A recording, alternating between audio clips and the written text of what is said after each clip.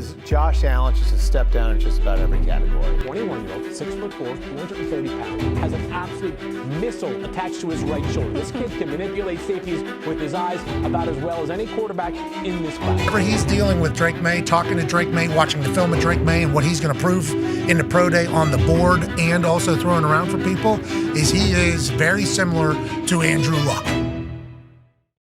What if I told you that the New England Patriots didn't just draft a quarterback in the 2024 NFL Draft, but they maybe found the best quarterback in the class in Drake Maye, the future face of their franchise? Now in today's video, I'm going to continue going through each quarterback from this year's draft class, and at the end of this video, I'm going to give my official rank of where I think Drake Maye will rank among the rookie quarterbacks this year, as well as give my reasons of how, with some patience, Drake Maye is poised to rise as one of the league's best young quarterbacks and the rightful heir to Tom Brady's throne. Now to start, the New England Patriots approached the 2024 draft needing a new beginning. The Tom Brady hangover had gotten the better of Bill Belichick and the Patriots franchise, damaged by the failed tenure of Mac Jones as the supposed heir apparent. And the result was a clean slate. Bill Belichick stepped away from the franchise after a highly decorated 24 years in charge, and Mac Jones was traded to the Jacksonville Jaguars in mid-March. And suddenly the Patriots were a completely unrecognizable franchise. And I mean, their rich history wasn't going to do anything about what was happening at the current moment. The AFC East had quickly been running away from them, and the 2024 offseason marked a crucial milestone. They needed to turn it around, and fast, before they slipped into the shadows of irrelevance. New England's recent form led them to the 3rd overall pick in the 2024 draft. Fortunately for them, 3 quarterbacks emerged as very genuine franchise talents ahead of the draft itself. Both Caleb Williams and Drake Maye had been starting caliber NFL quarterbacks for the past couple of seasons with what they had done. While it did take some time for Jayden Daniels to get his feet underneath him, he did storm through the 2023 college football season, claiming the Heisman Trophy and hurling himself into the elite list of quarterbacks in the process. But as we all know from my most recent video, I don't really feel that great about Jayden and what he's been able to do, and it kind of pissed some of you guys off, as you can see through the comments. But for the Patriots, they were without a playoff win in 5 years, since Tom Brady led them to victory over the LA Rams in Super Bowl 53, and they needed to get this pick right. And similar to what the Texans did last year and how it completely altered the trajectory of their franchise, if the Patriots have gotten this pick right with Drake Maye, it could do the same thing for their franchise. I love Drake Maye. I'm done with the Drake Maye blasphemy. Whoever gets the Drake Maye pick wins the draft. Fans of other teams in both the Patriots division and the wider conference have relished the former champions' playoff drought. They ruin everything. They suck. Tom Brady uses deflated football. They suck, but Tom Brady's the best there ever was. But they suck? But I still hate him, yeah. What? Too much winning.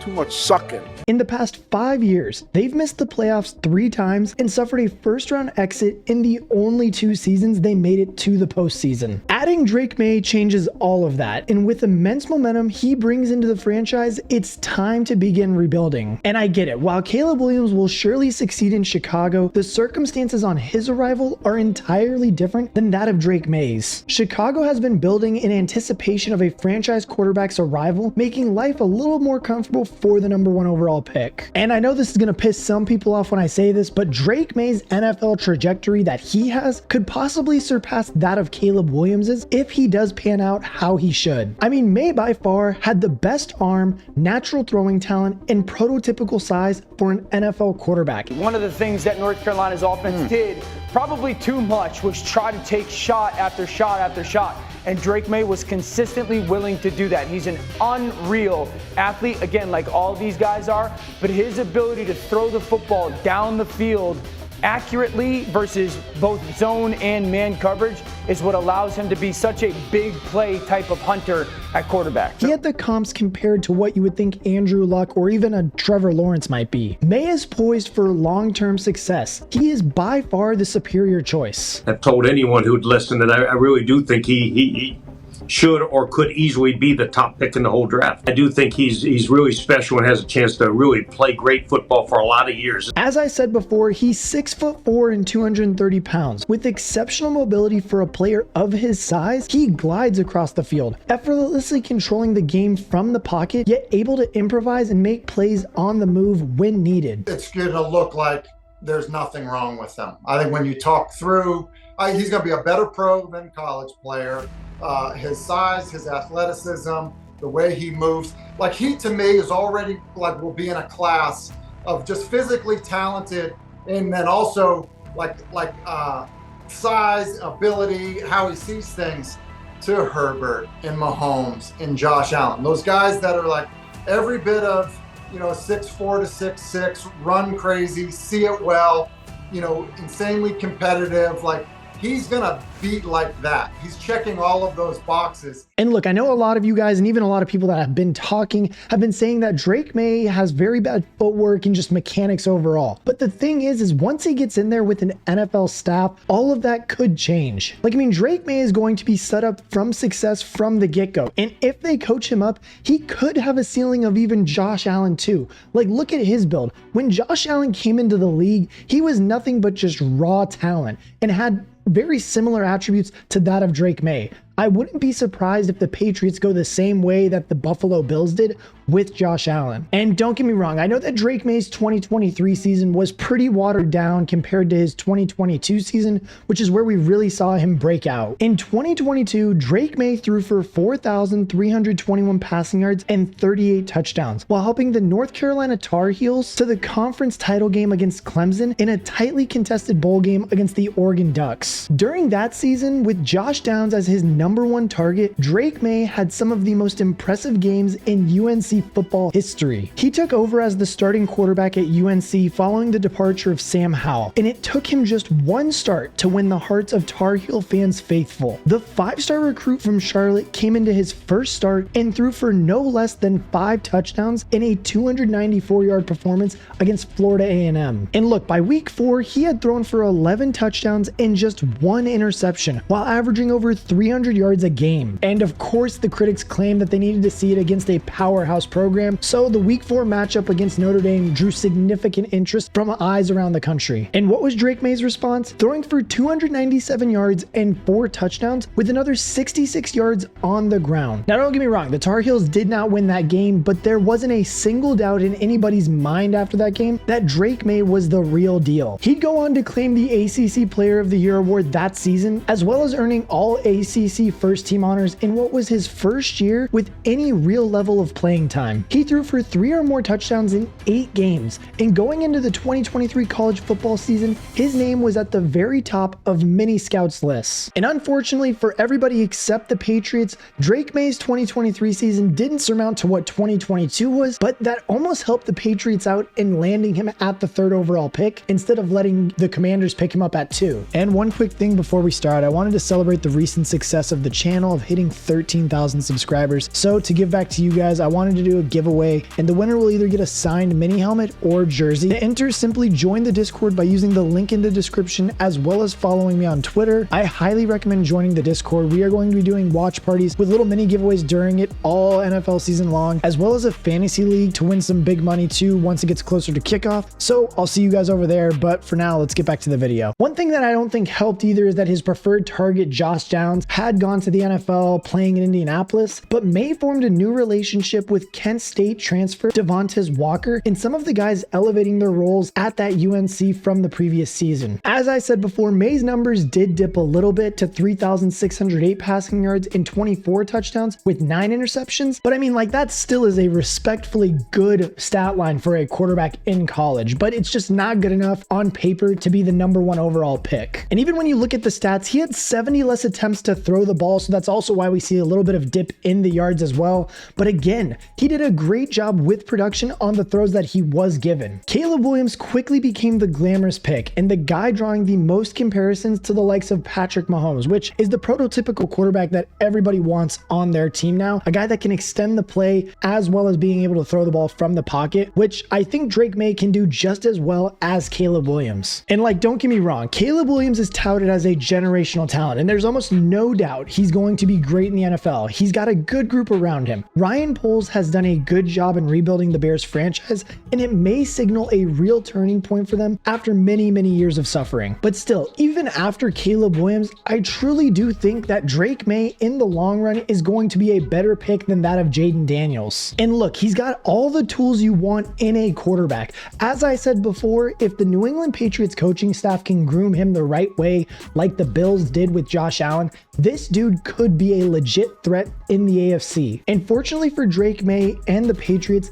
they've bought themselves some time too, with Jacoby Brissett coming in as a familiar face for the franchise. And we look at the success that Patrick Mahomes had by sitting behind Alex Smith in year one. We look at the success that Jordan Love had by sitting behind Aaron Rodgers early in his career. And this is a game plan that the Patriots would love to be able to duplicate with Drake Maye. It's one thing to say in May, it's another thing to actually follow through with it in November and December, but ideally, Jacoby Brissett would be the Patriots starting quarterback. Drake Maye would be the backup quarterback. He would grow, learn, improve, and be ready to start in 2025. Let's see if that game plan holds up once the regular season rolls around. As we all know, Brissett has almost spent 3 seasons of his NFL career as a starter, completing 2 seasons for the Indianapolis Colts earlier in his career before standing in for Deshaun Watson in Cleveland in 2022. It's going to take time, obviously. You know, that is something. We have Jacoby Brissett now, brought him in to be that bridge quarterback.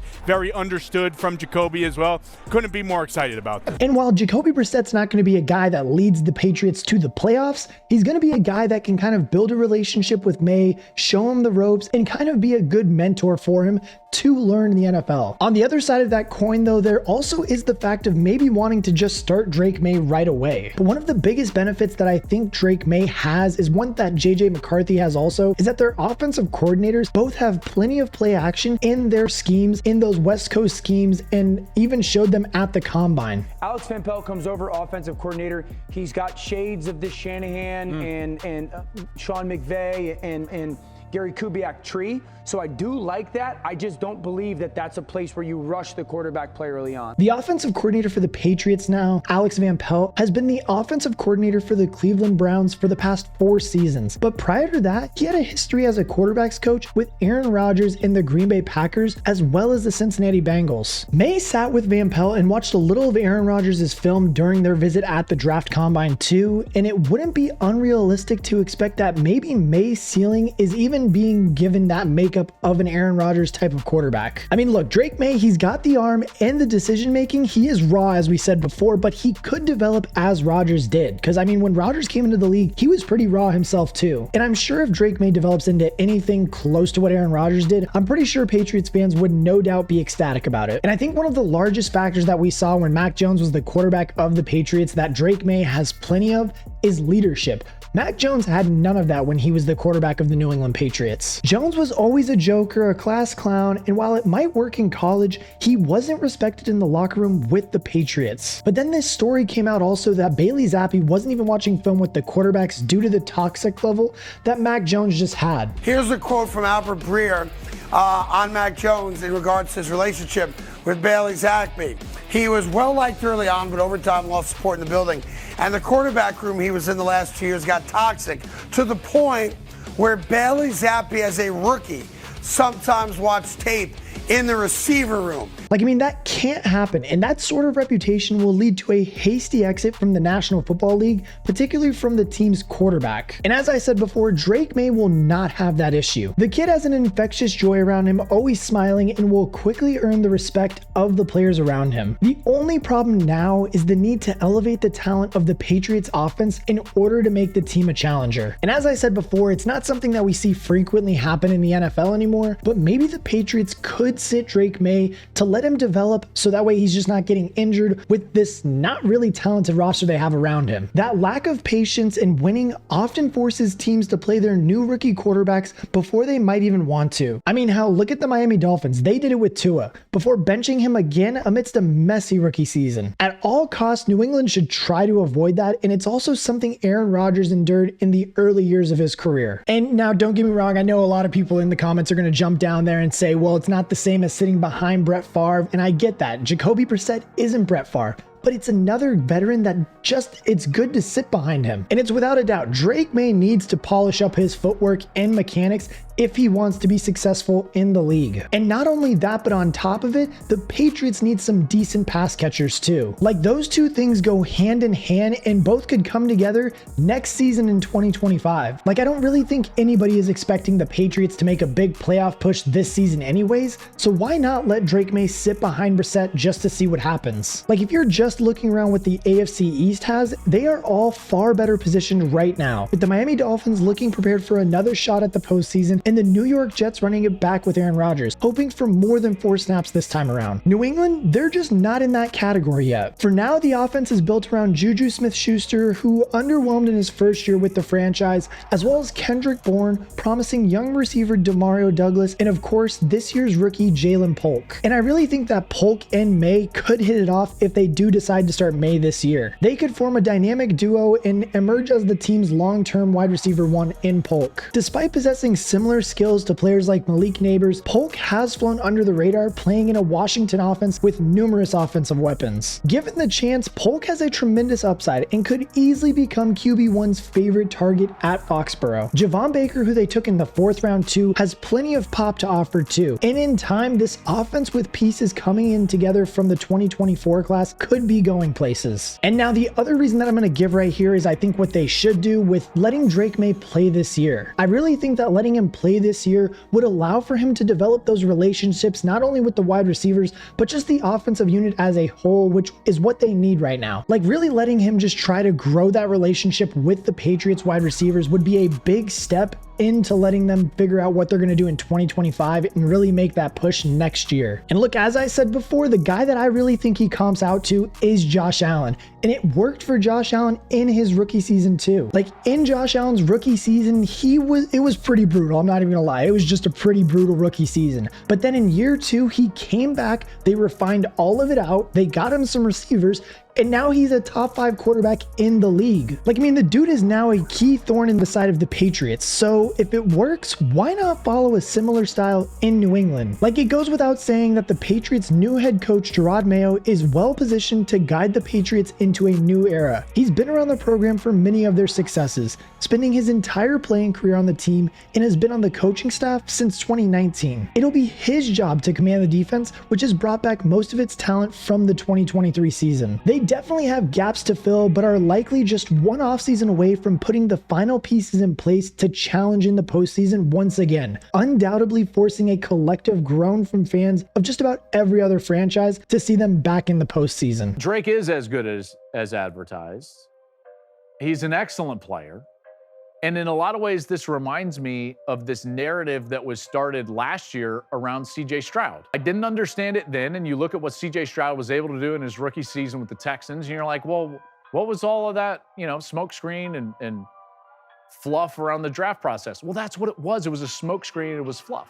I think that's what we're starting to hear and see with Drake Maye. Either way, 2024 will be a learning season for Drake Maye, and while a couple of other rookie quarterbacks might flash highlight moments as rookies, the long-term play is the UNC quarterback. Like, once the Patriots do put it back all together and put the pieces where they need to go, they're going to be back in prime position to get back into the playoffs. Like, imagine this offense with a 6'4" superstar quarterback, Jayden Polk, Javon Baker, and Kendrick Bourne, along with whatever 2025 wide receiver they add either in the draft or in free agency. Like, in the draft, they could either add Luther Burden or even Emeka Egbuka from Ohio State, or perhaps a big splash in free agency to give their young quarterback a reliable pass catcher, just as the Titans did by bringing in Calvin Ridley for Will Levis. And look, it's easy to talk about the potential success of Caleb Williams with the supporting cast of DJ Moore, Keenan Allen, and Rome Odunze, but that team has been putting itself together for multiple seasons now. The same is true for Jayden Daniels and the Washington Commanders,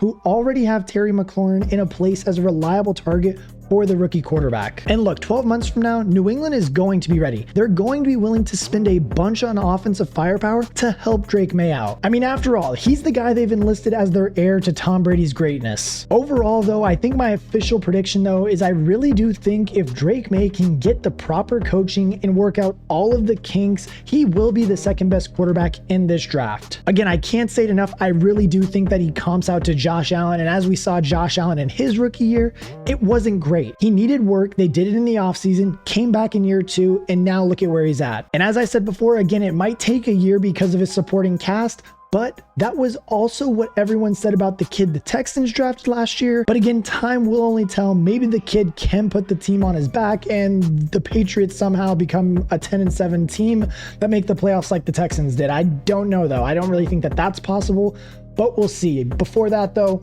I do think he's the second best quarterback behind Caleb Williams. But as always, I want to know what you guys think. How good do you think Drake Maye is? Is he mediocre? Is he trash? Is he better than Jayden Daniels? Is he worse than Caleb Williams? Let me know in the comment section below. And as always, I will catch you guys in the next one.